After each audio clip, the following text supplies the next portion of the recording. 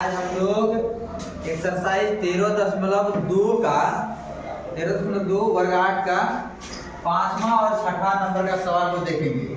ठीक है, तो 5 नंबर का सवाल है कि किसी समलंब चतुर्भुज की समांतर भुजाएं क्रमशः 24 सेंटीमीटर और 20 सेंटीमीटर है तथा दोनों भुजाओं के बीच की दूरी 15 सेंटीमीटर है। ठीक है, और समांतर भुजा क्या है, एक 24 सेंटीमीटर और एक 20 सेंटीमीटर। तो इसका क्षेत्रफल ज्ञात कीजिए। ये भी सवाल आपको पहले जैसा ही सवाल है। ठीक है, अगर हम सूत्र पर बात करें, सूत्र से तो हम लोगों को पता है, बोलोगे तुम लोग, समलंब चतुर्भुज का क्षेत्रफल बराबर क्या होता है, बता रहे, 1/2। उसके बाद समांतर भुजाओं का योग गुना ऊंचाई, यही होता है। तो इसमें क्या बैठाएंगे, 1/2 और समांतर भुजा कौन कौन है, 24 और 20। तो ये 24 हो गया और ये 20 हो गया, और उसके बीच की दूरी, कोई भी समांतर भुजा है और इसका बीच का दूरी जो बोलता है तो यही तो ऊंचाई हो जाता है। समझ में आया? कोई भी समांतर भुजा है और उसका अगर कहेगा कि तुमको कि उसका बीच का दूरी का मतलब यही क्या हो जाता है, वही ऊंचाई, यानी यही दिया हुआ है तुमको ऊंचाई 15 सेंटीमीटर। एक दिया हुआ है 30, एक दिया हुआ है 24। तो इस पर हम बैठा लेंगे, यहाँ पर कितना, 15। ठीक है, तब 24 और 20 कितना हो जाएगा, 44 गुना 15, और ये 2 नीचे चला जाएगा, इसको काट देंगे, ये 22 और 15 को गुना करेंगे, कितना होगा, 15 दूनी 30, 15 दूनी 30, 330 वर्ग सेंटीमीटर उत्तर हो जाएगा। वर्ग सेंटीमीटर को ऐसे भी लिख सकते हैं स्क्वायर में। किसी को कोई दिक्कत है ना? इस पर फिर आधारित हम सवाल भी दे देंगे, सिर्फ मान चेंज कर देंगे। अब अगला सवाल आइए 6 नंबर का, क्या कहता है, किसी समलंब चतुर्भुज का क्षेत्रफल 384 वर्ग सेंटीमीटर है।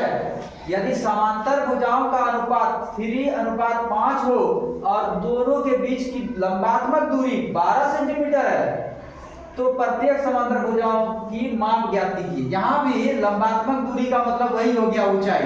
ठीक है, यहाँ पर मान लेते हैं हम, माना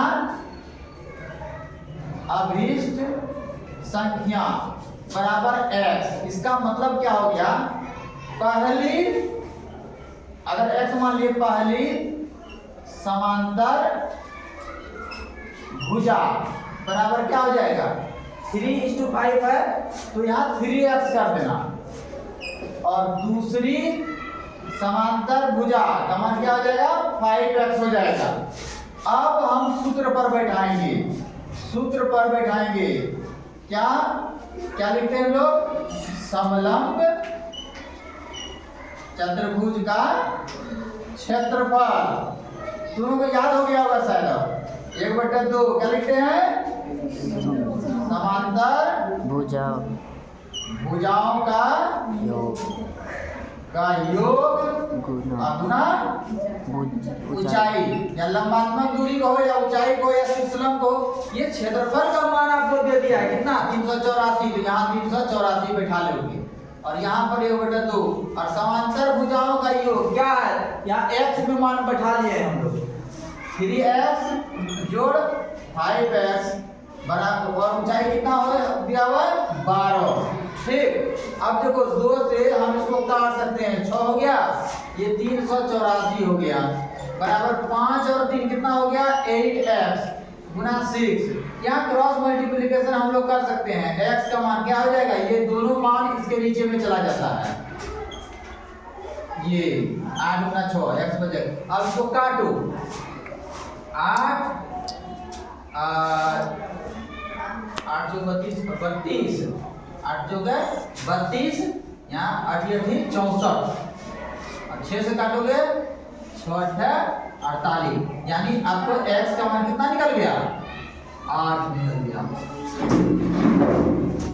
अब क्या लिखोगे, आप माने थे ना यहाँ पे पहली समांतर भुजा, तो क्या हो जाएगा, पहली समांतर भुजा क्या है यहाँ पर 3 है, यहाँ पर 3 गुना 8 बराबर 24 सेंटीमीटर हो जाएगा। और दूसरी समांतर भुजा बराबर कितना है 5 है, यहाँ 5 गुना 8 8 पंचे 40 सेंटीमीटर। यानी समांतर भुजा का मान हम निकाल लिए, एक आएगा 24, एक आएगा आ जाएगा 40। ठीक है, किसी को कोई दिक्कत? तो इस तरह का सवाल आपको जो है इसी तरह से बनाना है, इसको ध्यान से देख लीजिए। उसके बाद हम इसका एक और एग्जाम इसी तरह से मिलता जुलता एक और सवाल आपको देंगे जो आपको होमवर्क के तौर पर करना है। ठीक है।